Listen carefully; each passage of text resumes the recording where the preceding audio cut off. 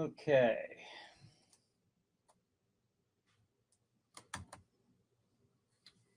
Eight o'clock. All right, if you're joining me here, I'm Bryan Hogue, and we are now receiving text messages. And we are getting ready to do the Chiller Night pre-show here. Alrighty. So, as soon as I get a few more people on here, we'll get the conversation going. All right.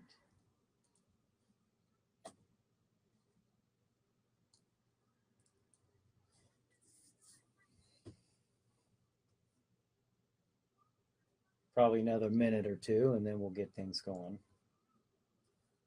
But if you're new to this, if you're new to what I'm doing, I'm Bryan Hogue. I'm the host of Chiller Chat.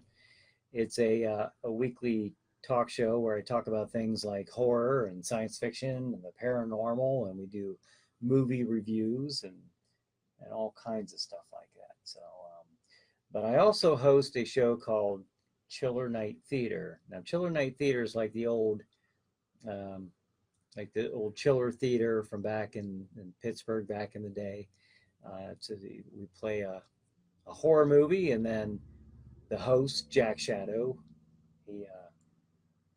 he actually narrates the movie and does his commentary and things like that. So, but I'm Bryan Hogue, and I welcome you to the Chiller Night pre-show. Now, what this show is basically an hour before the Chiller Night programming comes on, which is at 9 o'clock tonight on Stream TV. An hour before that, at 8 o'clock, every Saturday night, I begin the Chiller Night pre-show, which is just me kind of letting you know that it's on tonight. Now, what is on tonight exactly? At 9 p.m. on Stream TV, and if you don't know what Stream TV is, right up in the upper comment, okay, above where I'm talking on my Facebook page, you'll see where it says streammedia.tv. If you go to that website, streammedia.tv, that's Stream TV's website. Now you can watch the Chiller programming from 9 p.m. until 3:30, 3:45 a.m. And this is on every Saturday night. If you like the old horror and science fiction movies of yesteryear, then Stream TV is the place to be. So, see who, okay, we got some people on here. All right, good deal. I'm getting some text messages. All right, well, that's good. All right. So what I'll do is I'll go over the schedule at 9 p.m. How can I do this? I wonder how I can pull up the schedule here.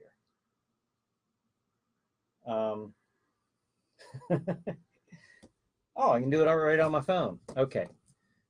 All right. Through the wonders, technical magic of cell phones, I can do this. Okay. Now tonight's schedule for Chiller Night Theater. Now remember, we play Chiller Night Theater and Chiller Chat, and we play several episodes throughout the night on Stream TV. And tonight at 9 p.m., at the top of the hour, at 9 p.m. on Chiller Night Theater, Jack Shadow features Beast from Haunted Cave, an old Roger Corman movie from back in the either the late 50s or early 60s. I know Jack Shadow will know, and he'll tell you all about it. And then at 11 p.m., we have a Chiller Chat movie review.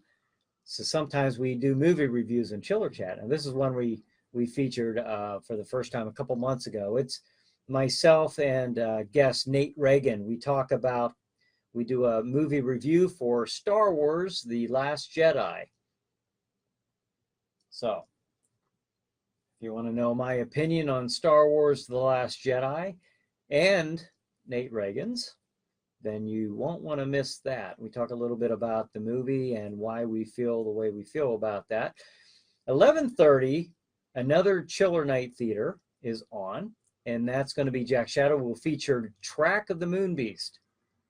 And then at 1:30 a.m., another chiller chat. The second chiller chat of the night is actually going to be with guest host Luke Rio from Lightning Strike Productions and Stream TV.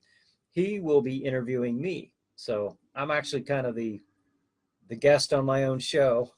So, but we do that at 1:30. And then at 2 a.m., to top it off, the last Chiller Night Theater of the night is, once again, we will feature Beast from Haunted Cave. So that is a weekly thing, folks. That's a weekly show and chiller lineup every Saturday night beginning at 9 p.m. This is something I do here to just let you know that it's a coming at 9. And it runs all night long, So this is an interactive part. It's a very informal, just me in front of the camera talking to you, hopefully. And if you have any questions or comments or anything at all, any topics you'd like me to discuss, I'll be happy to do so. Hey, you know, I mentioned that we talk about all kinds of things, you know, from the scary, the unknown, mysteries beyond, and the bizarre, the unexplainable. I will say that I had a UFO experience today. Let me tell you about it. We were having we actually had a little get together, a little party. My birthday was earlier in the week on August 7th. Hit the big 5-0. Hit the big 5-0. I'm part of the 5-0 club now. But we had a get together today because my stepson Brenton, his birthday is the very next day. So I mean, and then we so many birthdays in the family. You know, the cousins, the uncles, and everything in August. But anyways, today, like I said, I'll tell you about my UFO experience. I was getting the house kind of ready for our get together here at the house, and Ava is frantically knocking on the door, just pounding on the door. Hands are full. And, you know, I'm upstairs. I come running down. I hear her knocking on the door, and I open up the door, and lo and behold, she points to the sky. And there it goes. And there it goes off into the sky. I see it. It's an O.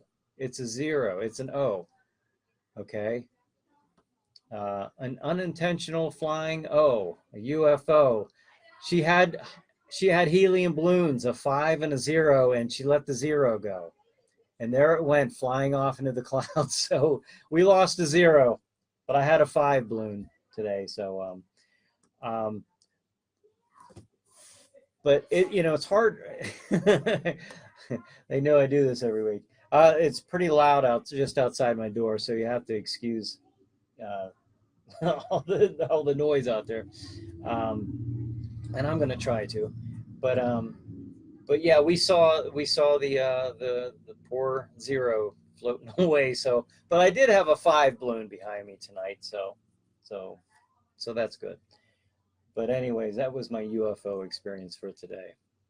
So, well, not quite as dramatic and exciting as a real one, but it was something. It was my experience.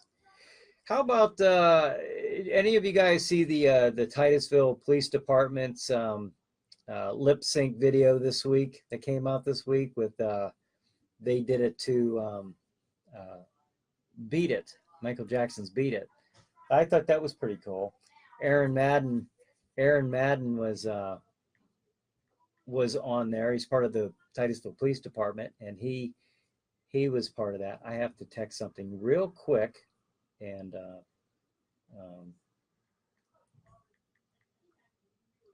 okay, excuse me here, folks. Just a few more seconds. Sometimes these are necessary, unfortunately.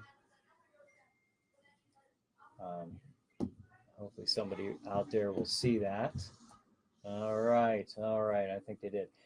But I thought that was kind of neat. The police departments across the country are doing this lip syncing is a competition. I don't know if they're competing or something, but they've been doing this thing. It makes the police department seem more approachable or friendly, or, you know, I think it's a positive public relations thing that they're doing. But it's pretty neat. If you haven't seen that yet, check it out. Titusville Police Department's, I don't know if they have their own YouTube. It's on YouTube.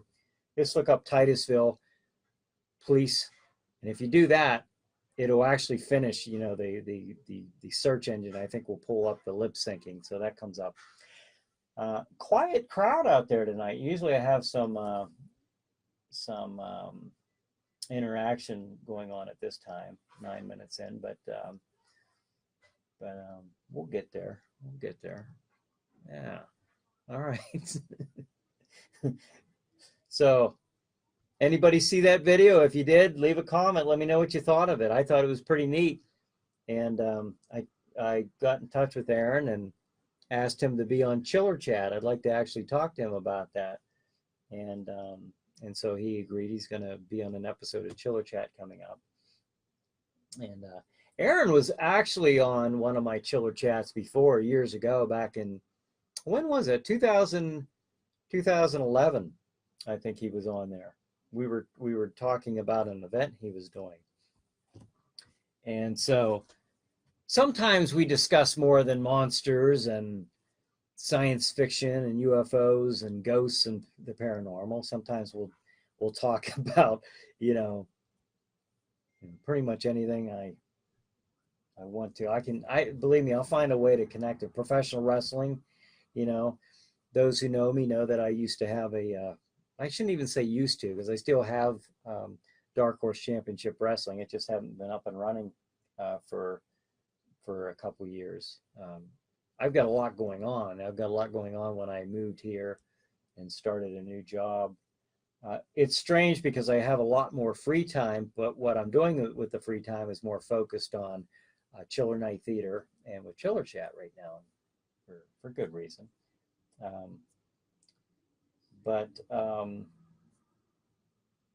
Yeah, for last week, last week, it was kind of neat because I was up at Ava's brother's house, Robert, and we were having a birthday party. Shocking. There's so many birthdays in August. But we were up there, and I actually got to just drive down to the TV studio, and I just did it on my phone. You know, I was just doing the Chiller Night pre-show on my phone. But it was kind of neat because I was right there in the TV station doing it. So, and then the week prior to that, Ava and I, we announced the parade, and the Oil City Heritage Parade, the 40th one, by the way. Time flies, huh? But we did the 40th anniversary parade, and then right after that, we had to go into the studio, and we got all set up, and then we did the Chiller Night pre-show. We actually did that live on Stream TV's YouTube page, and it's on YouTube right now. So it's kind of neat. The last few weeks have been pretty cool here. Now I'm finally back in my office where I do this show and where I do my Chiller Chats for the phone-in Chiller Chats. When I'm not in the TV studio, I do those. So oh, okay, I got a couple people who shared the videos right now, so that's pretty cool. But yeah, I've got of course I got some of my movies here just to show that I'm a movie fan, a horror movie fan. But unfortunately, these ones I cannot play on Chiller Night Theater because I need a certain licensing from Universal to play those, which I don't have. I don't have it, at least at this point. Maybe down the road I can get that. But if I get that, I'd also love to have a license to play the old Hammer horror movies. Remember those with Christopher Lee and Peter Cushing, Oliver Reed, you know, those guys there, Michael Gow. Those were amazing movies. Those are actually my favorite horror movies to watch. The Universals I love, but I love them more out of nostalgia, I think. But as far as that atmosphere that look and that feel of something like a horror movie. I think it's the Hammer horror movies are my favorite. So I got to stick with Hammer. Some of my other inspirations over the years for doing this show have been, well, with Chiller Night Theater. If you're new to this and you don't kind of know the background behind this, I grew up watching Chiller Theater with Bill Cardell, Chilly Billy, back in the day, back when I was a little kid growing up, and so many years later, that's what kind of inspired me to do the show that I'm doing now, Chiller Night Theater, Jack Shadow. I used to run haunted houses. I used to own and operate haunted houses, and that character Jack Shadow was in there as the announcer. That was the first character that the guests came in contact with, was Jack Shadow. And Jack Shadow would give this speech, very animate speech, to the guests as they were in his room. And then he would usher them into the haunted house. He was creepy, but he wasn't the scary thing. The monsters were the scary thing inside. He was the storyteller. He built everything up, much like he does when you're watching the movies on Chiller Night Theater. He's a storyteller. He builds it up, he presents it to you as the viewer. So that character started out in the haunted houses, and then I had an idea to do a hosted horror show. I was talking with somebody else about that, and lo and behold, I presented the idea to the local TV station, and they liked the idea. And there was actually somebody else who was going to be the host. It wasn't going to be me. And they asked if Jack Shadow would consider being the host. And so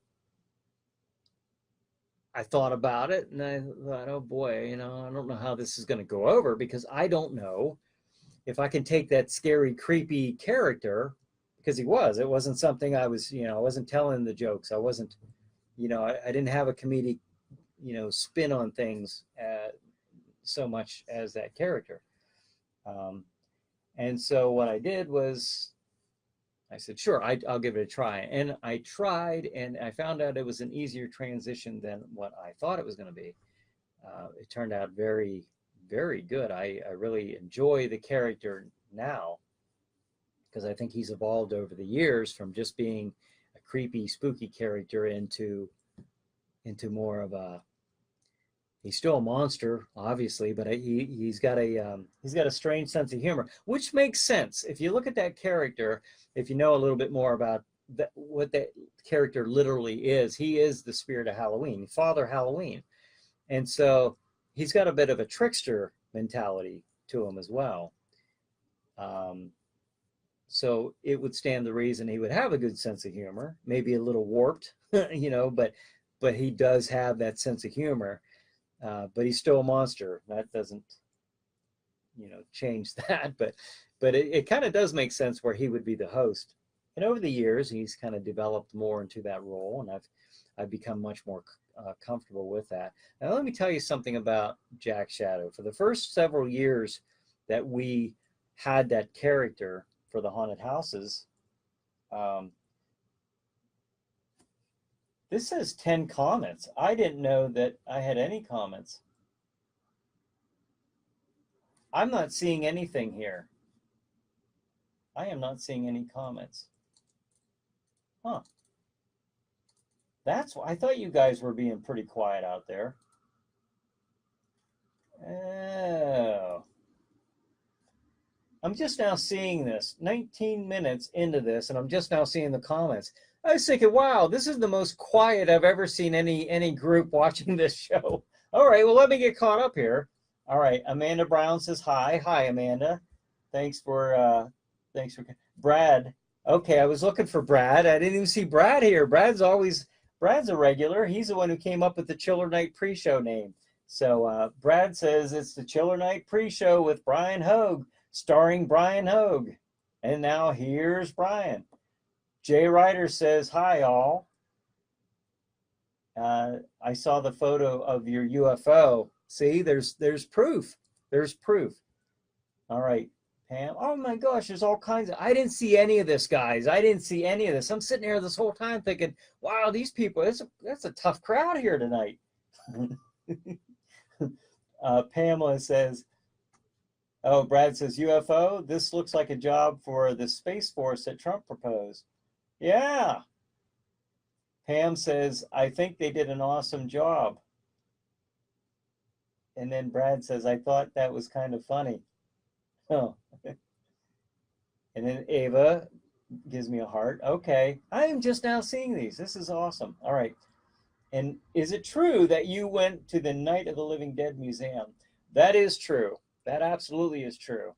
My UFO story earlier was true, and this is just as true. Just last Sunday, Ava and I went to the Living Dead Museum in Evans City, Pennsylvania. So, and then where did you come up with the idea of Jack Shadow from? Oh, that's a good question, Brad. That's a very good question. Man, I'm so glad I can see your comments now. I was like, wow, you guys are being quiet. Jeez. All right. Well, nice to know there's some pulses out there. But anyways, okay, Brad's question, where did you come up with the idea from Jack Shadow? Okay, well, before I even read that, I was telling you a little bit about what his, purpose was at first, was being the announcer, the gatekeeper for my haunted houses. And I came up with that idea from, there was supposed to be somebody else was going to be this character. And we actually, we were preparing the room like they wanted, we were trying to cater to that actor and, getting everything prepped to how that actor wanted the room. And I wrote the script for Jack Shadow and what Jack Shadow would be saying to the guests. I hope if you guys are, maybe Ava, if you're watching this or somebody, just send me a hi or something so I know that these are still coming along, being documented here, because I went 19 minutes and I didn't see anything. So that is weird. But anyways, and I'm not seeing anything, so maybe it's stuck again. All right, I'll talk for a minute and then I'll check back here. But this actor was to be the kind of the first appearance, which is important. There was a lot of pressure, I guess, on that character. The actor got with me, if I recall right, like days. I know it was within a week of the haunted house opening, and said, I can't do this. I cannot do this. There's too much pressure on that character, which was, and there was, that was intentional. I wanted there to be pressure on that character. I wanted a lot of emphasis on that character. Because look at it this way. The entire haunted house could have been as scary as you can imagine. I wanted that thing to be scary, but I wanted the showmanship, the carnival barker type of character, the storyteller, to be in that first room, because he had an important part of setting the atmosphere, setting the tone. Then he ushered them into the scary part of the haunted house. Okay, I'm not seeing any more comments, so I don't know if that froze up on me again. So I don't know. I guess we'll see. I hope it's not stuck, but somebody write me something, just write me hi or something. Just let me know this is still working, because that was stuck for 19 minutes. And I'm not seeing anything. So I know there's a delay here, but just anybody say hi, send me a thumbs up, send me something so I know this is still working. And I shall continue my story here. Now I'm thinking, okay, well, I wrote the script. I could probably most easily and quickly memorize this. So I did. I worked on this thing like crazy, memorized. It was like a 3-minute script. And yeah, I'm not seeing any new comments. I have to hit this. No new comments. Okay. This isn't working. If you're writing to me, I apologize. I can't see it though. It's not coming up for whatever reason. Nothing's coming up.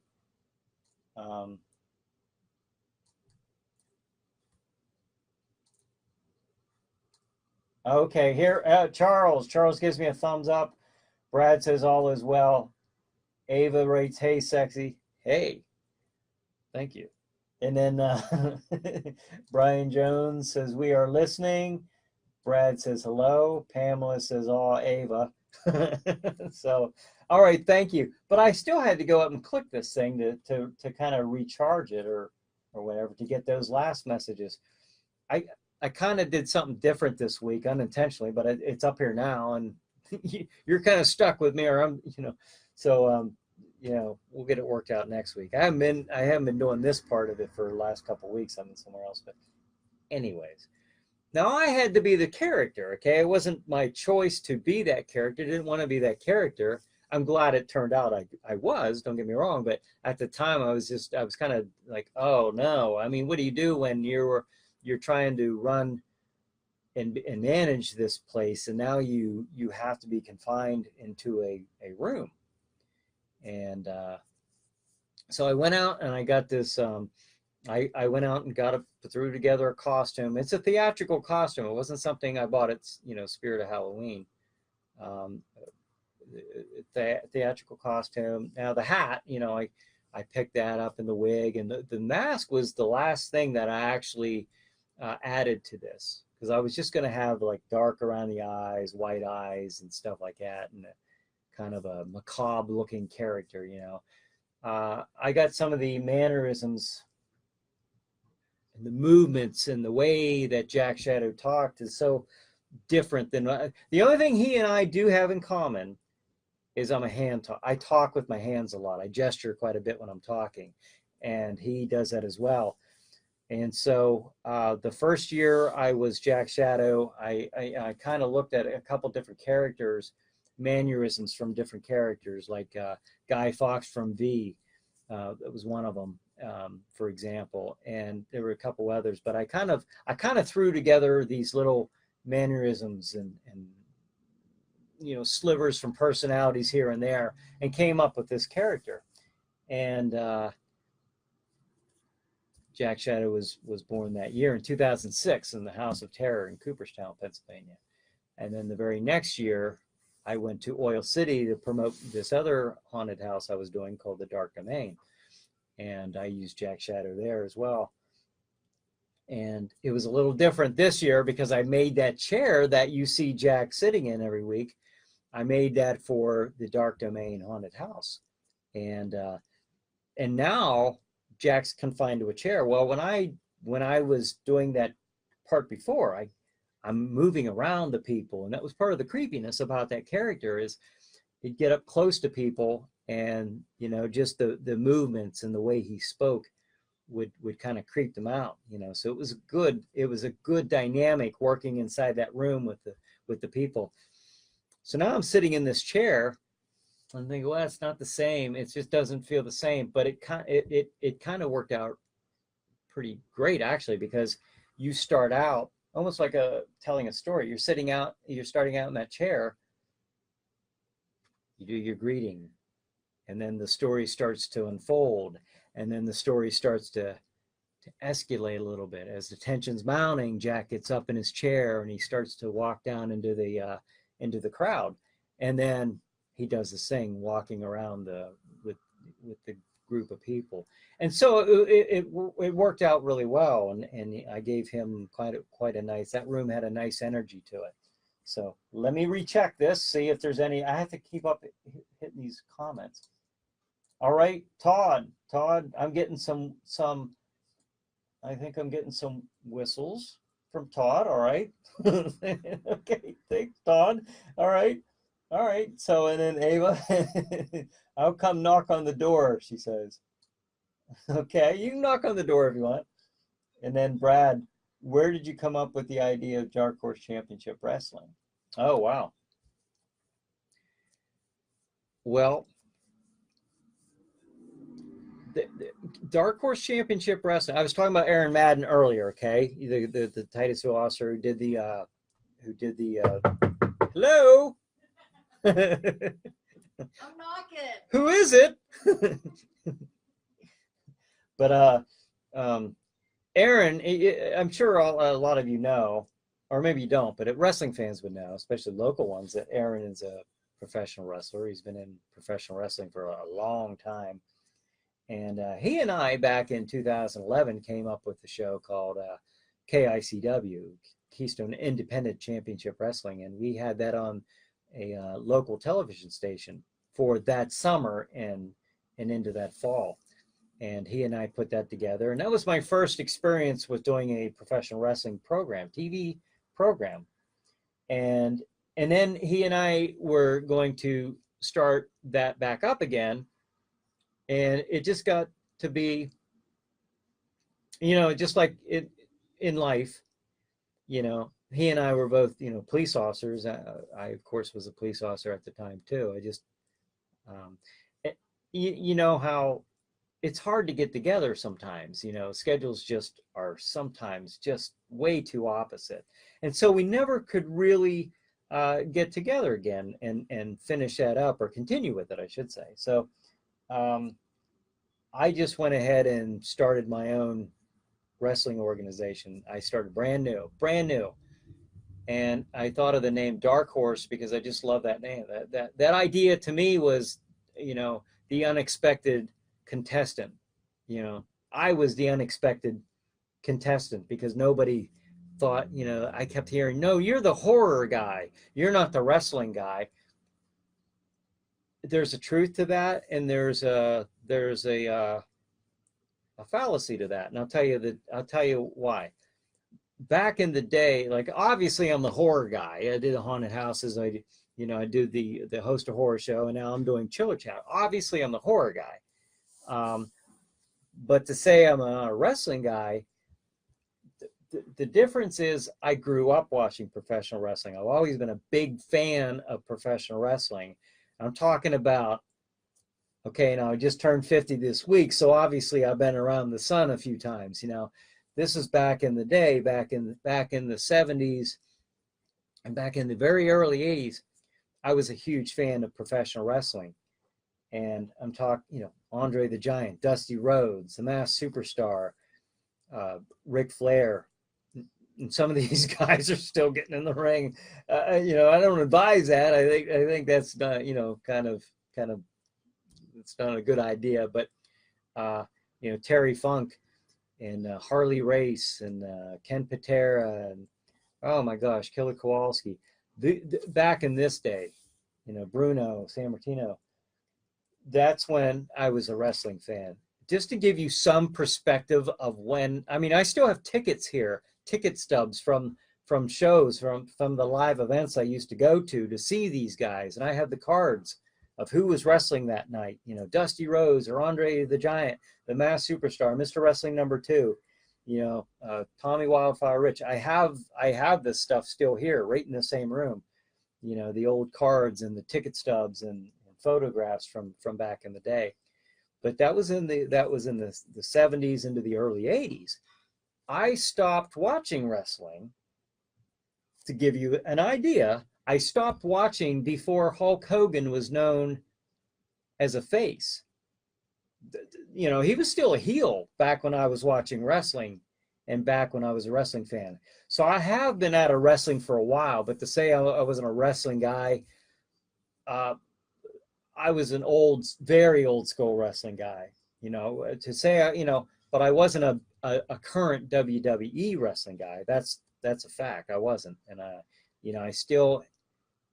I went back when I was running DCW. I would watch it because obviously, it's a good idea to keep up on your craft when you see stuff like that. But for me to sit down, I'm not saying it's bad now. It's just different now than when I used to watch it and be a fan. But thank goodness I got a younger booker to put the shows together, because I wanted old school. To me, I was with the Pittsburgh Studio Wrestling. I was Georgia Championship Wrestling. I was that kind of guy back in the territory days. The booker was a lot more into here and now. And as much as I love that stuff, you have to know what the fans love and expect. And so I wanted to make a combination of the old and new as well as I could. And that's kind of hard to do. But I like the idea. Instead of the wrestlers getting up into the ring, because I'm very old fashioned, I think the ring that's where you compete. That's where you go in there and, whether it be martial arts, MMA, boxing, wrestling. To me, in my head, the ring's for competition. Don't get me wrong. I understand why when you have an arena, it makes all the sense in the world to do your gimmicks and your talk, your commentating from, not the commentating, but the wrestlers are doing their promos and stuff. I understand the reason for using the ring. That makes sense, and gone are the days of studio wrestling where, they used the backdrop. However, I still brought in the backdrop. I still wanted that old fashioned look, knowing sometimes it wasn't always practical to do. Sometimes they would deliver the promos in the ring, but that's where that came from. And that's why I used the name Dark Horse, because I actually felt I was the dark horse there. I was the unexpected contender. I did seemingly come out of nowhere, and all of a sudden, boom, there was DCW. And DCW didn't just start doing local shows. It started out as a TV show on WICU in Erie, on an NBC affiliate station. So, and it ran for almost 2 years, a weekly show. I didn't have that many, sometimes they would do a repeat, but I had a lot of fun with DCW. And if I ever got that back up and running, I'd be happy. But right now, I have to focus on the chiller programming, because that's what's happening right now. That's what I gotta focus on. So, but it was all a lot of fun. It's all a lot of fun. I love Chiller Night Theater. I love Chiller Chat, Dark Horse Championship Wrestling. The haunted houses that I've had in the past, those were fun. I'm looking forward to, eventually doing another one of those. And so, but I've had a lot of fun over the years. Looks like I might have more comments. Let me check. I gotta click and scroll down. Okay. Brad says, now you can watch those classic wrestling shows on WWE Network. Yeah, that's neat that they brought everything back and into the network there. Todd says the poor Spanish announcers table always got smashed. And Todd says, love the Star Wrestling Bill Smith. Love the Star. Bill Smith. Who's Bill Smith, Todd? Maybe I should Google him. Bill Smith. Is that, you might have to, if I don't get a response from you here, I may have to look that one up. I'm not familiar with that name. Vaguely familiar with that name, but I can't place who that is. But anyways, that's the story of how I got started with DCW and even KICW. And I did that with Aaron Madden at KICW. Aaron is also the guy who got me in touch with the Masked Superstar. Last week, when I was at the TV station, I had the mask. In fact, it's right up here in my filing cabinet in my office here. But the Masked Superstar's mask that he gave me as a gift when I interviewed him and had him on Chiller Chat. But I met him through Aaron, because he was Aaron's favorite wrestler, and he was also my favorite wrestler, but he was a different character. I loved that character back in the 70s and early 80s.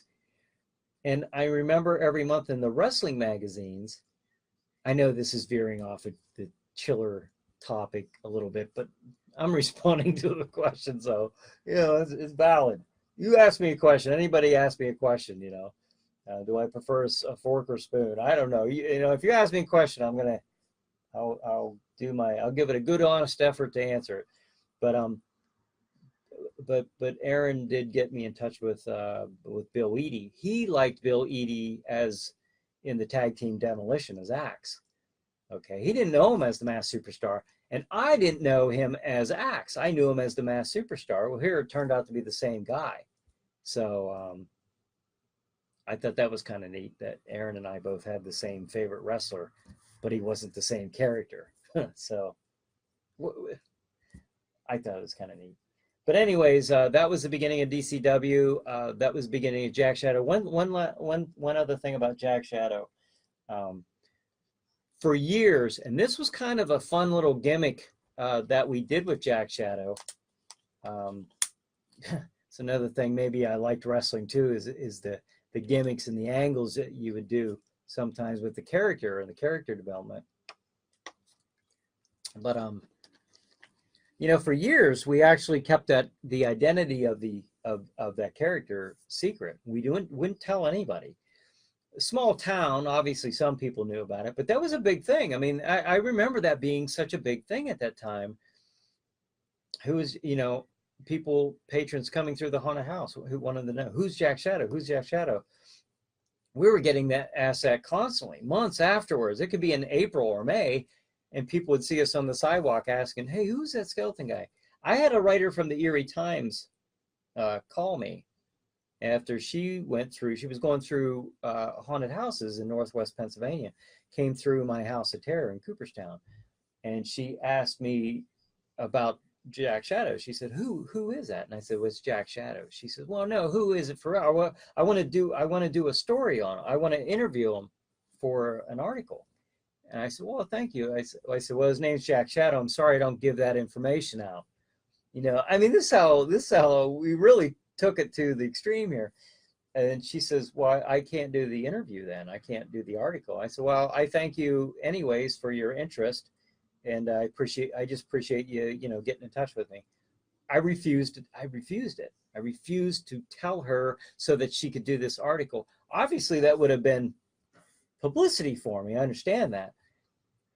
But I felt it was worth it at the time to not. Now here, to her credit, she turned around and still did an article about mentioning Jack Shadow, you know, so I thought that was pretty cool.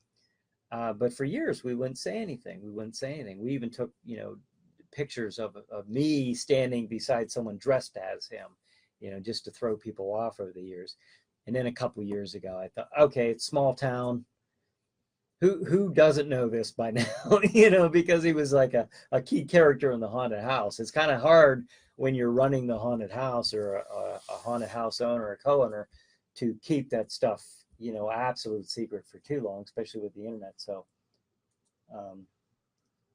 we just got to the point to where, okay, it's all right to say who Jack Shadow is. But I think the most fun that I had with that character is actually before we really came out and said who it was. I kind of miss that, because even in the credits of Sleepy Hollow Theater, all the way up until I think just last year, if you notice, the credits at the end was always Jack Shadow as himself. I never ever put my name on any of that stuff until just recently. So that's how that happened. That's the truth.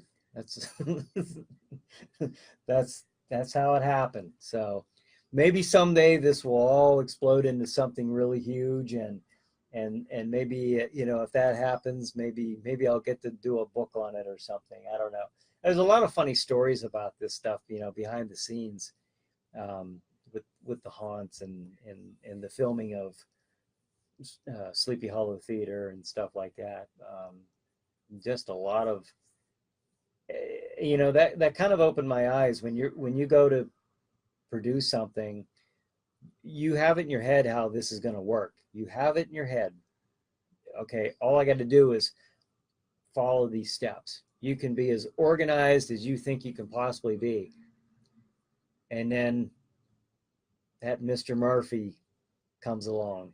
You know, anything that can happen will happen. That anything wrong that could happen does happen. That's, you know, there's a lot of truth to that. I mean, it's an exaggerated claim, of course, but I mean, because there's a lot that goes right. But you know, I think over the years, the one thing I've learned to try to be with all this stuff, whether it be DCW, the haunted houses, the shows here, is flexible. Sometimes it's hard to do when you have it in your head and you're real focused, and then something throws a curveball, and you have no choice. You have to be flexible. You can't just stop. You can't just stop what you're doing. A wall, or not a wall, but like the plastic falls off a wall, or a light goes out. You gotta, in the middle of a haunted house, you have to hurry up, and you gotta move quick. You gotta replace stuff. You gotta, moments notice. You gotta do that, or something production wise goes wrong on the set. You're trying to film something. You just gotta think on your feet, and always carry a lot of duct tape. So let me see if I get any more comments here. I do. Brad says, now they really improved the wrestling industry on WWE with Vince McMahon's kids, Shane, Stephanie, and his son-in-law, Triple H. Yeah, I think so. I see a lot of shade thrown their way a lot of times, but I've always loved Vince McMahon. I've always been a big fan of his, and a lot of people act like they don't like him or such, but I've always admired the guy. I really have. I can't say he's always made the greatest decision. Who does, though? Who can always make the perfect decision? But for he and his boy and even Stephanie, to get out there and get in it and get their hands dirty, to me, that's important, because whenever somebody wanted to come on board with what I was doing, with the haunted houses and DCW, I always looked at three things. Are you willing to throw in the time, money, and sacrifice? Those three things. I'm talking more so with the haunted house. The time, money, and sacrifice. Those things required. I had to see that. Because if not, then I'm just hearing this. Time, money, and sacrifice.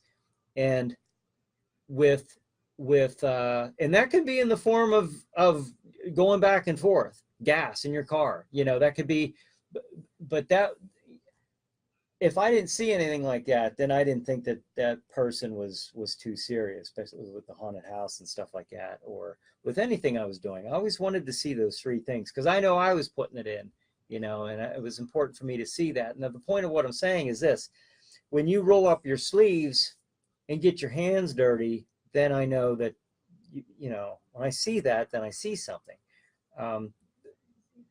There were several DCW shows I was doing. I wore the suit and the tie as the promoter, as the owner. Well, before the audience got there, I had my sleeves rolled up, jackets off. I'm helping to set that ring up, and just the way I was, I believed in getting your hands dirty, rolling up your sleeves, getting your hands dirty, work from ground level. If you don't work from ground level, then I respect that more. I want to see the injuries to your hands. I want to see the blood, sweat, and tears. Anyways, but that's okay. Brad says his kids really improved the WWE industry. I believe that. Like I don't watch it. Like I'm not a current modern fan of WWE, but I have gone back. I had to go back, obviously, when I started DCW. I had to go back, and I had to watch as much as I could to get a decent grounding on that transition from old school to new. I always do research on everything I do. The haunted houses, everything I do research. And I did see a lot of that stuff with Shane and Stephanie, and Vince, the stuff that they did for the business. They put everything into it, their heart and soul. So Todd says, Bill Smith was just the cheesy wrestler that always won when coming up, just like the Harlem Globetrotters playing the New Jersey Generals. Okay. Okay. I have to Google him. Michael Walker. Okay, I'm just reading some of the people join. Brad says they put traditional pro wrestling and non-traditional pro wrestling, like cruiserweight and extreme bloodshed, hardcore violence, new Japanese pro wrestling, and Mexican lucha libre wrestling. Good Lord.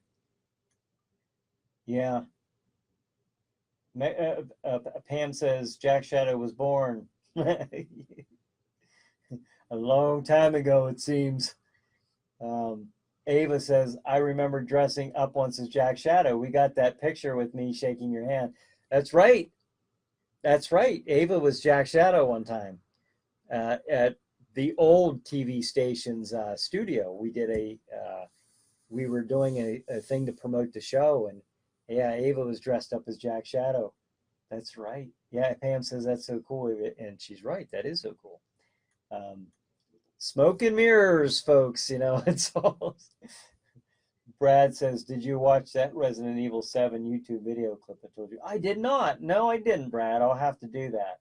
I'll have to do that. Holy cow, it's 8:51 already. Let me go through that schedule again.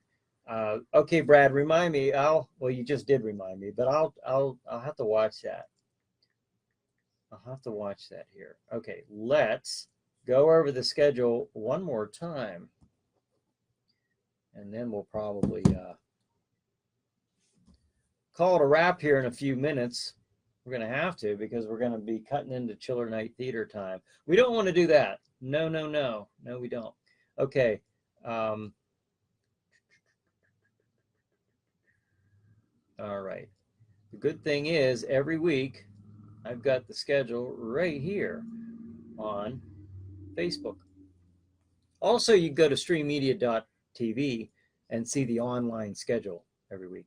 So 9 p.m. tonight, in just 8 minutes. Although when I'm watching it on Roku, if you see it's like 2 minutes beyond, I think that's just a Roku thing, but maybe not. I don't know, but it's like 2 minutes behind. So if it's right at 9 o'clock and you don't see it, don't worry. It might be a 2 minute difference. I just noticed that here. I don't know why. Maybe it's just our Roku TV. But at 9 p.m., I'm really hitting that point home, aren't I? 9 p.m., Jack Shadow on Chiller Night Theater features Beast from Haunted Cave. And then 11 p.m., a Chiller Chat movie. It says new Chiller Chat. It's not a new Chiller. It's a new word, but a couple months ago. I think that was a cut and paste error there. But Chiller Chat movie review. Star Wars: The Last Jedi.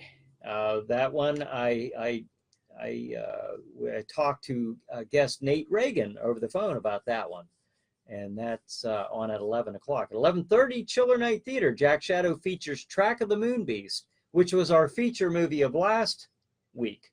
Okay, and then at 1:30 a.m., Chiller Chat with guest host Luke Rio.